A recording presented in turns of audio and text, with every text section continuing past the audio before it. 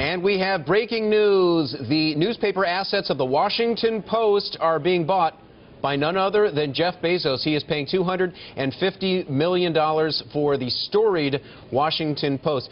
Leo Hendry, media mogul, incredible. We've now, in the past 72 hours, had 3 major digital deals. Newsweek, the Boston Globe, and now the Washington Post, all changing hands. What do you make of what's going on? Well, earlier today we talked about John Henry, who owns the Boston Red Sox, buying the Boston Globe for $70 million. Right.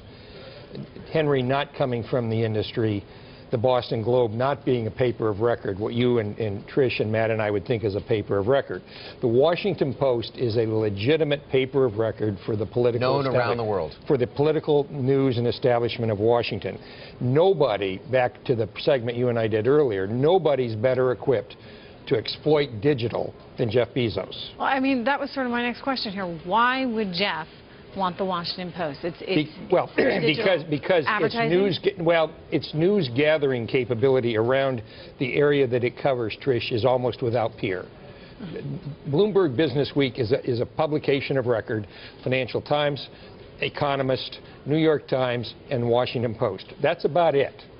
And when you play that out, if you have Jeff's digital acumen, which is second to none, you can actually take this legacy print asset that's dragging you down, and he could legitimately turn it into a valuable digital product. And control the conversation in Washington, right? And control. He is progressive. He likes to play in that. The buy, Matt, earlier today up in Boston of the Boston Globe for $70 million, in my opinion, was largely overpriced. $250 for the Washington Post, with his unique acumen in digital, probably pretty good. How does he maximize this now? You say he's going to really be able to use these digital assets. Walk us through sort of the steps. Well, I should have added in my list of musts the Wall Street Journal. In the world I live in, I don't ask their price.